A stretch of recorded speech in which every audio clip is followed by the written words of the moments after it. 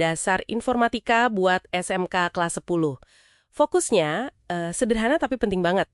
Bedain antara data dan informasi. Betul. Kedengarannya simpel ya, tapi ini fondasi loh, kayak mau bikin kue. Kita mesti tahu mana tepung, gula, telur, itu data. Sama kue bolu yang udah jadi siap makan, nah itu informasinya. Iya, persis analoginya. Kita bakal bongkar nih, kenapa sih bedain ini penting banget sebelum kita ngomongin teknologi lebih jauh. Siap ya? Siap. Dan ini beneran bukan cuma teori buku. Sekarang kan dunia penuh data ya, jadi bisa misahin mana yang cuma angka atau fakta lepas, mana yang udah jadi wawasan buat ambil keputusan. Wah, itu skill penting banget. Krusial ya? Banget. Salah bedain, bisa salah ambil langkah nanti. Di kerjaan, di sekolah, bahkan sehari-hari. Oke. Kita mulai dari bahan mentahnya dulu deh, data. Menurut materi ini, data itu apa sih? Disebutnya kumpulan fakta mentah. Bisa angka, teks, simbol, pokoknya belum diolah, jadi artinya juga belum jelas. Kayak tadi angka 70, 85, 90, lepas gitu aja. Iya. Kita nggak tahu ini nilai ujian, atau tinggi badan, atau nomor antrian mungkin, nggak jelas, mentah banget. Betul. Atau nama Andi, Budi, Sari, ya sekedar nama aja kan, belum ada ceritanya. Nah itu dia, baru tepung sama gulanya ini. Persis. Nah, disinilah proses masaknya terjadi, transformasinya. Informasi itu ya hasil olahan data tadi. Oke. Pas datanya kita susun, kita kelompokin, kita hitung rata-ratanya atau kita analisis polanya, baru deh dia punya arti. Baru jadi berguna.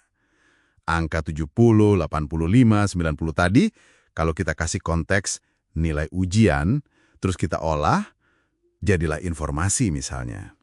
Rata-rata nilai kelasnya 81,67.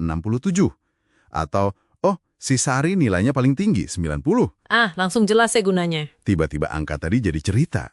Jadi kue yang siap disajikan atau buat evaluasi belajar. Oke, paham. Nah, bahan mentah ini, data, ini ada jenis-jenisnya juga ya disebut di sini. Ada kualitatif, ini yang deskriptif, nggak berupa angka. Kayak warna kesukaan atau pendapat soal layanan, gitu ya? Iya, betul. Deskripsi, kualitas. Terus ada kuantitatif. Nah, ini yang angka, bisa dihitung. Jumlah pengunjung, suhu badan. Kuantitas, jumlah. Kenapa sih perlu dibedain gini? Karena cara ngolahnya nanti beda banget. Dan ini juga nyambung ke pembagian lain yang penting. Data terstruktur sama tidak terstruktur. Oh, gimana tuh bedanya? Data terstruktur itu yang rapi. Biasanya udah dalam format tabel, kayak di spreadsheet Excel gitu. Kolomnya jelas, barisnya jelas. Gampang diolah mesin. Oke, kebayang. Nah, kalau data tidak terstruktur, wah ini yang seru sekaligus bikin pusing. Ini kayak lautan bebas. Contohnya email kita, chat di grup WA, postingan di Instagram, rekaman suara, video. Berantakan ya formatnya. Banget. Nggak ada struktur bakunya. Nah, mengubah kekacauan data jenis ini jadi informasi yang berguna, itu tantangannya jauh lebih besar. Tapi seringkali, wawasan paling berharga justru ngumpet di situ loh. Oke. Jadi kita punya data mentah, jenisnya macam-macam, terus diolah jadi informasi. Tapi, apa semua informasi hasilnya pasti bagus? Kayaknya nggak juga ya.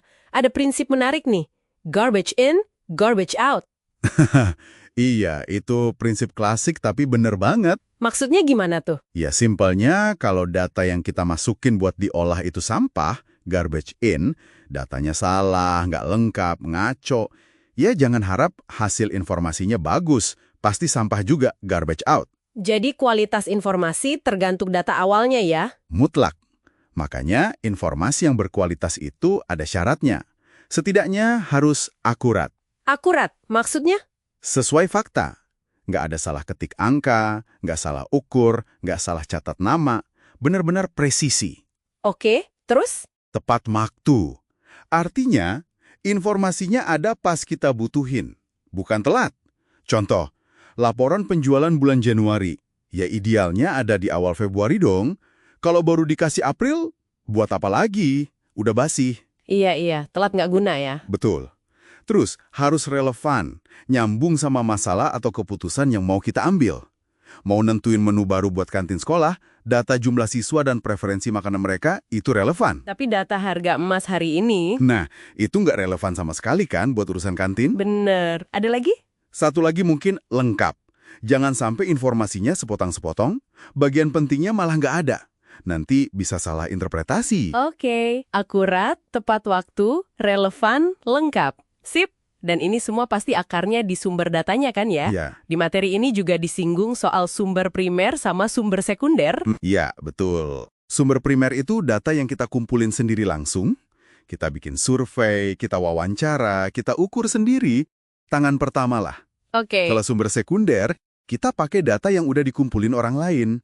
Misalnya, data dari BPS, hasil riset kampus, artikel berita, laporan perusahaan. Nah, ini nih, di zaman sekarang bedain sumber penting banget kayaknya ya. Penting dan kritis. Nggak cukup cuma tahu sumbernya primer atau sekunder. Langkah berikutnya yang wajib, kudu, mesti. Validasi sumbernya. Validasi. Cek kebenarannya gitu. Betul. Cek keabsahannya. Kita harus jadi detektif dikit. Tanya, siapa sih yang nulis atau ngumpulin data ini? Dia ahli nggak di bidangnya? Terus, sumbernya dari mana? Website resmi pemerintah yang pakai .go.id atau kampus.ac.id jelas beda dong tingkat kepercayaannya sama, maaf, status WA temen atau blog anonim. Jelas beda banget. Kapan informasinya diterbitin? Masih relevan nggak sama kondisi sekarang? Info 5 tahun lalu soal tren teknologi, ya mungkin udah ketinggalan zaman. Benar juga. Dan yang paling penting, jangan percaya satu sumber aja. Bandingin sama beberapa sumber lain yang kredibel juga. Infonya sama atau malah bertentangan? Contoh paling gampang mungkin kayak berita gempa ya. Info dari website BMKG itu pasti valid. Nah, itu dia. Dibandingin sama klaim aneh-aneh soal penyebab gempa dari sumber nggak jelas di grup sebelah. Jauh kan bedanya? Jadi kemampuan ngecek sumber ini jadi skill dasar ya sekarang? Wajib hukumnya. Jadi, kalau kita rangkum nih ya, prosesnya itu kayak siklus yang muter terus. Kita mulai dari kumpulin data mentah dari sumber yang semoga valid. Oke. Terus data itu kita olah, kita analisis. Ya. Hasilnya jadi informasi berkualitas. Yang tadi tuh akurat, tepat waktu, relevan, lengkap. Sip. Informasi ini kita pakai buat ambil keputusan atau tindakan. Masuk akal. Nah, keputusan dan tindakan kita ini nanti bakal menghasilkan data baru lagi. Terus saja muter siklusnya kayak gitu. Wah, siklus yang menarik ya. Nggak berhenti berarti. Oke deh, jadi kesimpulannya apa nih buat Anda semua yang lagi dengerin? Kita udah kupas tuntas soal data versus informasi, jenis-jenisnya, pentingnya kualitas, sampai cara cek sumber. Mungkin ini bisa jadi satu bahan renungan buat Anda. Tadi kan kita sempat singgung soal data tidak terstruktur ya. Postingan medsos, rekaman suara, email, video call. Iya, yang berantakan itu. Nah, data jenis ini kan makin banyak aja jumlahnya di sekitar kita tiap hari. Banjir malah. Coba deh Anda pikirkan, seberapa besar sih tantangannya buat ngubah kekacaan data tidak terstruktur ini jadi informasi yang benar-benar bisa kita pegang, bisa diandalkan buat keputusan penting, bandingkan sama ngolah data terstruktur yang udah rapi jali ditapel. Gimana tuh? Pertanyaan menarik. Coba renungkan itu ya. Pas nanti Anda ketemu atau berinteraksi lagi sama berbagai macam informasi di waktu mendatang.